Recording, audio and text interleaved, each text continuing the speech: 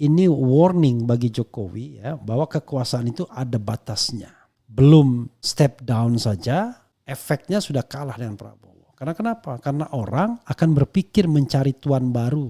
Dan tuan baru, ya bukan Tuhan baru, itu bernama Prabowo Subianto. Tuan lama itu bernama Joko Widodo. Karena itulah Jokowi tidak rela sepertinya untuk step down dan terus mencari cara dan celah agar terus berkuasa. Sebagian karena khawatir post power syndrome, mungkin saya analisis karena kekhawatiran yang saya katakan terus menerus ya, akan potensi diproses karena pelanggaran HAM, karena KKN, kemudian mengkhawatirkan dinasti keluarganya, dan the last but not least akan nasib proyek-proyek yang sudah ditangani atau yang mangkrak atau yang masih berjalan seperti IKN.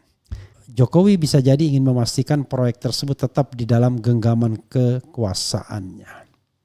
Hasil survei Litbang Kompas terbaru jelang Pilgub Jakarta 2024 mencatat lebih banyak responden yang mempertimbangkan memilih paslon yang didukung Prabowo Subianto ketimbang Presiden Jokowi. Dari 400 responden yang terlibat di survei ini, sebanyak 66,5% mempertimbangkan memilih paslon yang didukung Prabowo, sementara 23,3% tak mempertimbangkan dan 10,2% tidak tahu. Kemudian angka itu lebih besar ketimbang mereka yang mempertimbangkan paslon yang didukung Jokowi di angka 61%, mempertimbangkan 28,5% tidak mempertimbangkan dan 10,5% tidak tahu.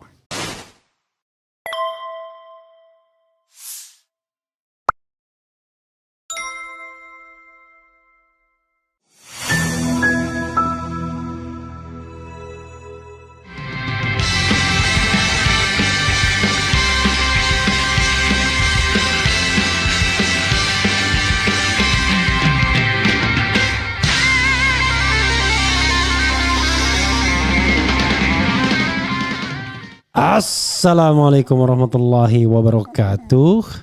Sobat RH sekalian, jumpa lagi kita di channel yang keren ini. Keren cadas.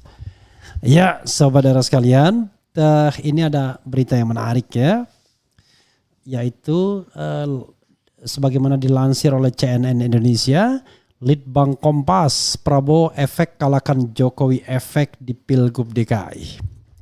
Ini soal perang pengaruh, soal perang kekuasaan, soal siapa yang sekarang lebih ditaati, baik oleh massa maupun oleh orang-orang di sekitar kekuasaan, bahkan para penjilat. Nah, rupanya Litbang Kompas paling tidak menemukan fakta Prabowo efek kalahkan Jokowi efek di Pilgub DKI. Bahkan Kaisang itu termasuk yang tidak disukai dalam penelitian Litbang Kompas ya. Jadi berhentilah untuk terus cawe-cawe seolah-olah kekuasaan itu tiada akhirnya. Ada saatnya kekuasaan itu akan membuat rakyat makin muak ya. Pendukung-pendukungnya masih bertepuk tangan sekarang karena mendapatkan keuntungan. Baik keuntungan posisional maupun keuntungan finansial. Tapi begitu sudah tidak berkuasa lagi, lain jalan ceritanya ya. Itulah sebabnya Presiden Jokowi terkesan ingin berkuasa terus dengan menghidupkan kembali lembaga Dewan Pertimbangan Agung. Paham maksudnya? Akan dikesankan DPA sejajar dengan presiden dan menjadi tempat para senior citizen termasuk Presiden Prabowo, Presiden Jokowi yang nanti akan menjadi mantan presiden untuk duduk-duduk leha-leha di sana terlepas dari pertanggungjawaban kekuasaan yang mungkin akan dituntut oleh rakyat atau diminta oleh rakyat ya. Coba kita bacakan ini ya. Jadi siapa, who is the boss right now? Hasil survei Litbang Kompas terbaru jelang Pilgub Jakarta 2024 mencatat lebih banyak responden yang mempertimbangkan memilih paslon yang didukung Prabowo Subianto ketimbang Presiden Jokowi. Dari 400 responden yang terlibat di survei ini, sebanyak 66,5% mempertimbangkan memilih paslon yang didukung Prabowo, sementara 23,3% tak mempertimbangkan dan 10,2% tidak tahu. Kemudian angka itu lebih besar ketimbang mereka yang mempertimbangkan paslon yang didukung Jokowi di angka 61%, mempertimbangkan 28,5% tidak mempertimbangkan dan 10,5% tidak tahu. Ingat ya, tidak tahunya lebih banyak. Kalau di Prabowo tidak tahunya, sama kurang lebih ya. Kemudian Litbang Kompas juga merekam ada 43,5% dari responden mempertimbangkan akan memilih paslon yang didukung oleh Ketua Umum PDIP Megawati Soekarno Putri, sedangkan 43,3% memilih untuk tidak mempertimbangkan. Pada survei ini Anies Baswedan dan Basuki Cahayapurnama alias Ahok duduk di dua posisi teratas dengan raihan elektabilitas tinggi. Anies duduk di posisi teratas dengan elektabilitas sebesar 29,8%, disusul Ahok dengan 20,0% dan margin of error-nya 4,9% alias 9,6. Ya di luar sudah sudah unggul Anies ya. Posisi ketiga diisi oleh Ridwan Kamil yang memperoleh elektabilitas 8,5%. Kemudian di posisi keempat Erick Thohir dengan 2,3%. Ada juga yang memilihnya ya. Lalu diikuti oleh Sri Mulyani, Andika Perkasa, Kaisang Pangarep, Heru Budi Hartono hingga Tri Risma Harini yang seluruhnya meraup elektabilitas di kisaran 1%. Sementara itu sebanyak 30% responden menjawab tidak tahu, _tidak jawab. Survei Litbang Kompas dilakukan pada 15-20 Juni 2024 yang melibatkan 400 responden melalui wawancara tatap muka dengan margin of error 4,9% pada tingkat kepercayaan 95%. Ya itu Sobat Era sekalian ya. Kita mendapatkan satu gambaran bahwa ternyata sekarang Prabowo effect sudah mengungguli Jokowi effect. Artinya apa? Belum Prabowo dilantik sudah terpilih, Jokowi sudah kalah pengaruh. Makanya saya katakan sebenarnya per tanggal 24 April itu Prabowo sudah melampaui Jokowi ketika ditetapkan sebagai pemenang Pilpres oleh KPU ya. Waktu itu masih pimpinan Hashim kemudian dipecat karena tindak asusila sesama penyelenggara pemilu. Jadi ini warning bagi Jokowi ya bahwa kekuasaan itu ada batasnya. Belum step down saja efeknya sudah kalah dengan Prabowo. Karena kenapa? Karena orang akan berpikir mencari tuan baru. Dan tuan baru, ya bukan Tuhan baru, itu bernama Prabowo Subianto. Tuan lama itu bernama Joko Widodo. Karena itulah Jokowi tidak rela sepertinya untuk step down dan terus mencari cara dan celah agar terus berkuasa. Sebagian karena khawatir post power syndrome, mungkin. Tapi saya analisis karena kekhawatiran yang saya katakan terus menerus ya.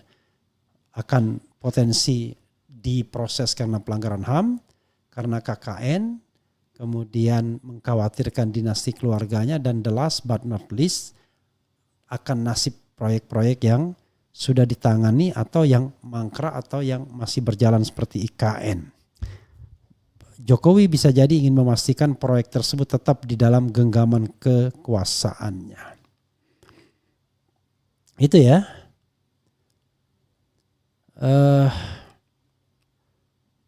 Sobat semuanya, kita lihat ya, ini ada jawaban soal Dewan Pertimbangan Agung ya. Mau jadi Dewan Pertimbangan Agung? Ya pastilah tidak mengatakan tidak ya. Oke, coba kita lihat ya. Mau jadi Dewan Pertimbangan Agung Prabowo? Ini jawaban Jokowi. Mau jadi Dewan Pertimbangan Agung Prabowo? Ini jawaban Jokowi. Sampai saat ini rencana saya masih belum berubah, ujar Jokowi di Pangkalan TNI Halim Perdana Kusuma. Jokowi menjawab pertanyaan wartawan terkait tanggapannya soal banyak pihak yang menginginkannya menjadi DPA era Prabowo. Siapa yang menginginkannya? Pada 2 Januari 2024 Jokowi pernah mengutarakan rencananya ketika sudah tak menjabat Presiden RI, Jokowi ingin kembali ke Solo. Ya jadi rakyat biasa, kembali kemana? Kembali ke Solo, jawab Jokowi. Jadi rakyat biasa sudah kembali ke Solo jadi rakyat biasa, lanjut Jokowi ya. Gak mungkin lah ya ketika anak-anaknya masih berada di barisan partai politik dan jabatan-jabatan publik dia tidak cawe-cawe. Kita lihat ya. Oke. Coba kita bacakan komentar Sobat RH terkait dengan isu ini ya. Jokowi efek udah kalah dengan Prabowo efek ya.